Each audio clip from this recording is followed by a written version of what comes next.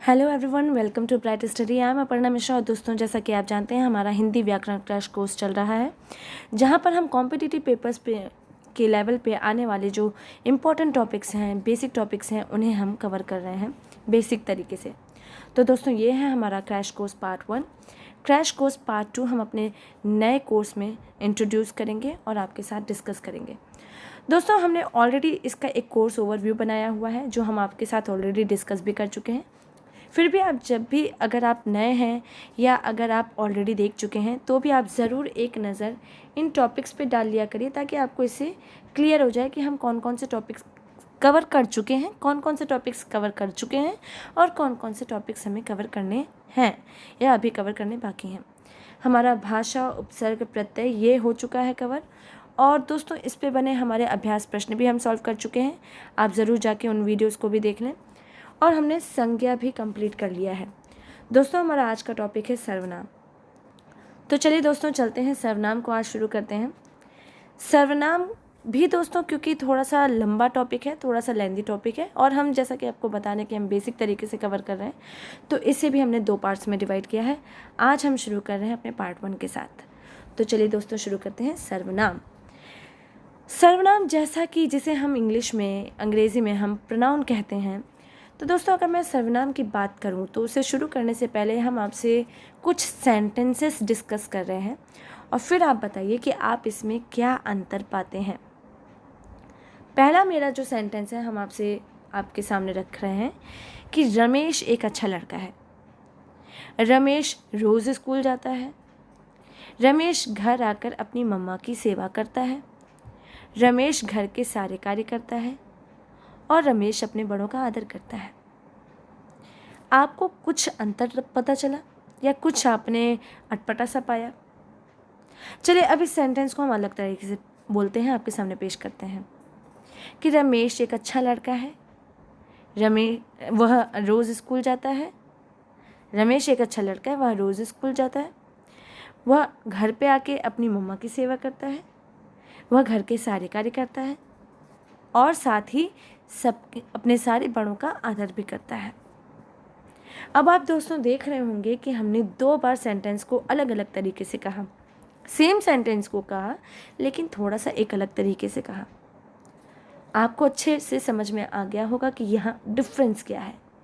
हमने एक जगह बार बार रमेश का नाम यूज़ किया, उसका जो नाम है हम बार बार एक ही जगह प्रयोग में लाए। फिर जब हम दूसरी बार सेंटेंस को बोले, तो थोड़ा सा उसमें अंतर करके हमने क्या किया, उसकी जगह पर वह प्रयोग कर लिया।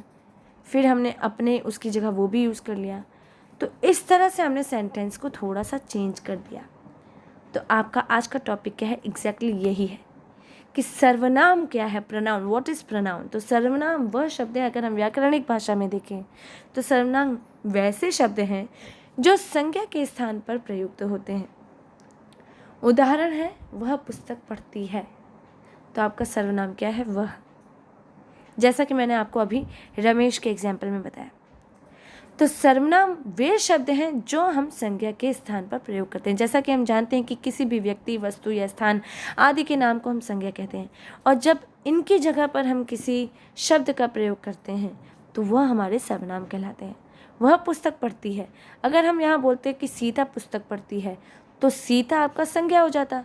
लेकिन जब हम सीता की जगह वह शब्द को यूज़ किए, तो वह क्या हो गया, आपका सर्वनाम हो गया।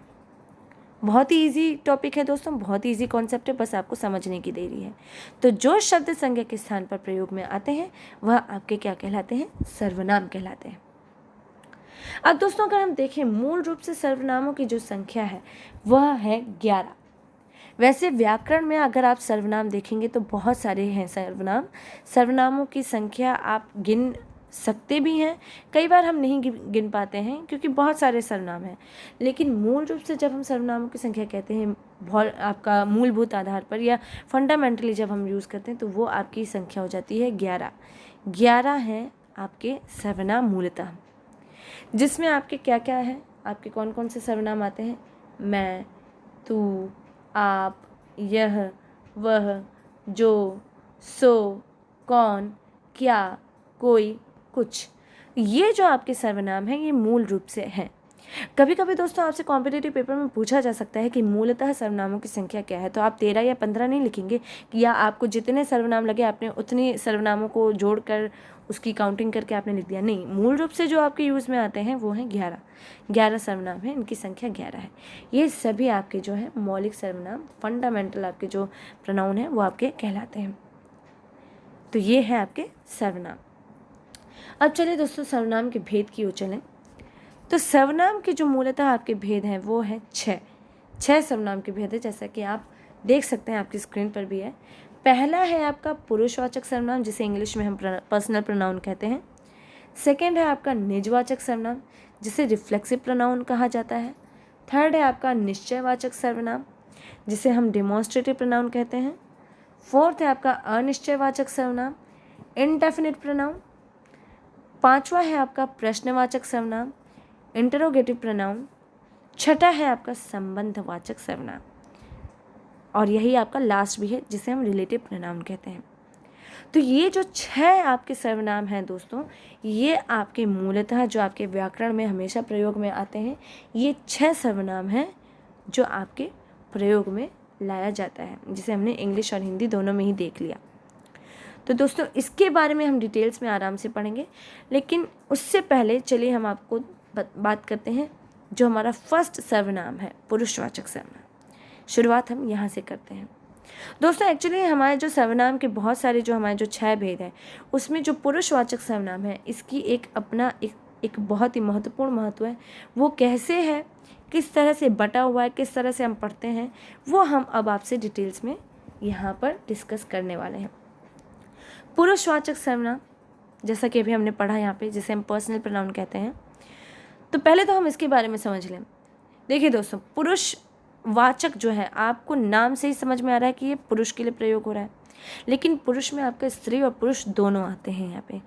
ये सिर्फ हम ये नहीं कहेंगे कि सिर्फ पुरुषों के लिए प्रयोग हो रहा है, ये पुरुष और स्त्री दोनों के लिए प्रयोग हो रहा है, जैसा कि आप नाम से समझ रहे हैं। तो जिस सर्वनाम का प्रयोग स्त्री और पुरुष दोनों के लिए होता है, जैसा कि अभी हमने आपसे डिस्कस किया, वह आपका कहलाता है पुरुषवाचक या पर्सनल प्रोनाउन। अब इस सर्वनाम के अंतर्गत आपका क्या क्या आता है? इस सर्वनाम के अंतर्गत मैं, तू, आप, यह, वह, ये सब आता है। अब आप बोलेंगे मैं, तू, आप, यह, ये तो समझ में आता है, यह वह कैसे आता है? तो ये भी आपका आता ही है। चलिए एग्जाम्पल देख लेते हैं। जहाँ हम बोलते हैं मैं गाना गाती हूँ, वहीं हम बोल रहे हैं वह क्रिकेट अच्छा खेलता है। यहाँ अंतर क्या पता चल रहा है? यहाँ अंतर पता चल रहा है स्त्री और पुरुष का। जब हम बोल रहे हैं मैं गाना गाती हूँ, तो यहाँ आपका पता चल रहा है स्त्रीवाचक सर्वनाम यहाँ पर प्रयोग हो रहा है। पुरुषवाचक सर्वनाम के अंतर्गत हम स्त्री के लिए बोल रहे हैं कि मैं गाना गाती हूँ, स्त्रीलिंग का पता चला। वह क्रिकेट खेलता है, तो वह से आपका पता चल गया। जब यहाँ पर आपकी क्रिया चेंज हो रही है, तो यहाँ आपका पता चल रहा है कि ये जो प्रयोग में आ रहा है, यह किसके लिए प्रयोग में आ रहा है? हम यहाँ लड़के की बात कर रहे हैं या पुरुष की बात कर रहे हैं। तो ये आपका हुआ या नहीं? ये आपका इस तरह से पता चलता है कि स्त्री और पुरुष दोनों के लिए प्रयोग में आता है पुरुषवाचक सर्वनाम।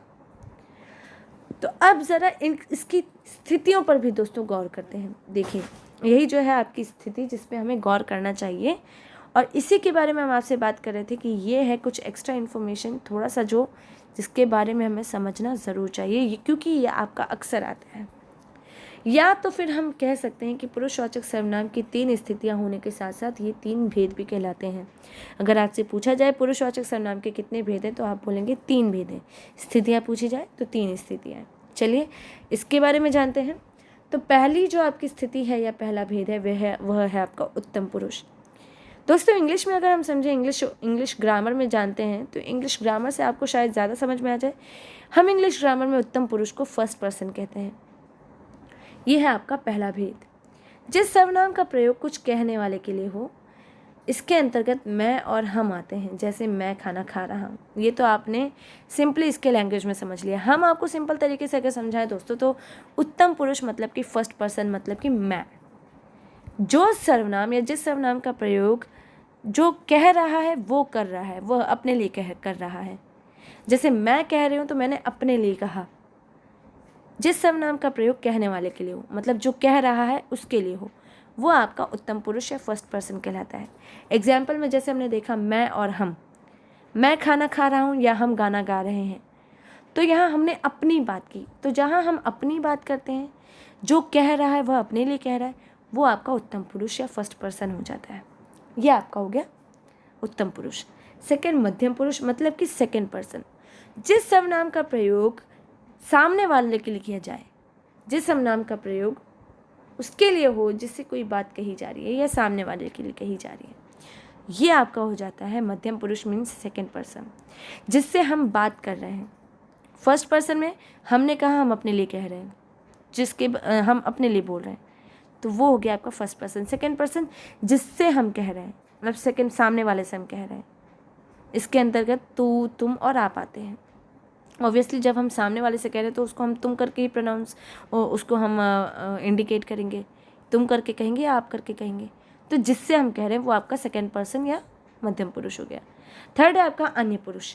जिस सर्वनाम का प्रयोग उसके लिए हो जिसके विषय में हम कुछ कह रहे हैं या जिसके बारे में हम कुछ कह रहे हैं। एग्जैक्टली अब हमने और आपने तो बात कर ली, अब कोई तीसरा पर्सन भी है जिसे हम थर्ड पर्सन कहते हैं, जिसके बारे में हम कह रहे हैं। तो जिसके बारे में जब हम बात करते हैं तो वो आपका हो जाता है अन्य पुरुष या तो आपका थर्ड पर्सन, जिसके लिए हम कह रहे हैं वह एक अच्छा इंसान है या सच्चा इंसान है। वो यहाँ पर मौजूद नहीं है या वो कहीं दूरी पर खड़ा हुआ है, उसके बारे में हम कह रहे हैं। तो ये हम और आप, हम दोनों की श्रेणी से अलग करके हमारे वर्ग से निकल के वो दूसरी श्रेणी में है, तो वो हमने अन्य पुरुष या थर्ड पर्सन के बारे में समझ लिया। तो ये आपका है first, second and third person means उत्तम पुरुष, मध्यम पुरुष या अन्य पुरुष। अब दोस्तों एक एग्जाम्पल से आपको पूरा क्लियर हो जाएगा, क्योंकि इसमें तीनों आपके कवर हो जा रहे हैं, तीनों पुरुष आपके कवर हो जा रहे हैं। मैं तुमसे कहती थी कि वह एक दिन बड़ा नाम कमाएगी। अब ये एग्जाम्पल आपका तीनों पुरुष कवर कर लेगा और इससे आपको कॉन्सेप्ट क्लियर हो जाएगा। मैं मतलब मैंने अपने बारे में कहा, मैं कह रही हूँ, अपने बारे में कह रही हूँ, तो फर्स्ट पर्सन हो गया, उत्तम पुरुष हो गया। मैं तुमसे कहती थी, तुमसे मतलब जिससे हम बात कर रहे हैं उससे हम कह रहे हैं, तो तुम का प्रयोग हुआ या नहीं, तुमसे, सामने वाले से हम बात कर रहे हैं कि वह एक दिन बड़ा नाम कमाएगी। तो बड़ा नाम कमाएगी वह जो यहाँ मौजूद नहीं है, हो सकता है लंदन में हो सकता है थोड़ी दूर पर हो सकता है कहीं और हो, तो वह जिसके बारे में हम बात कर रहे हैं, तो ये हो गया आपका अन्य पुरुष। इस तरह से आपके तीनों पुरुष हैं, first, second and third person, जिसके बारे में हम बात कर रहे हैं। तो ये है आपका पुरुषवाचक सर्वनाम। तो दोस्तों ये है पूरा कॉन्सेप्ट जो आपको क्लियर हो जाता है। अब दोस्तों एक और जो गौर फरमाने वाली बात है वो है ये तालिका। इसे अगर आप देख लें तो आपको थोड़ा सा और क्लियर हो जाएगा, एग्जाम्पल के साथ आपको समझ में आ जाएगा। यहाँ हमने उत्तम पुरुष, मध्यम पुरुष और अन्य पुरुष मतलब कि फर्स्ट पर्सन, सेकंड पर्सन और थर्ड पर्सन को एक वचन और बहुवचन के रूप में यहाँ पर विभाजित किया गया है, कैटेगराइज किया है हमने सर्वनाम के रूपों को।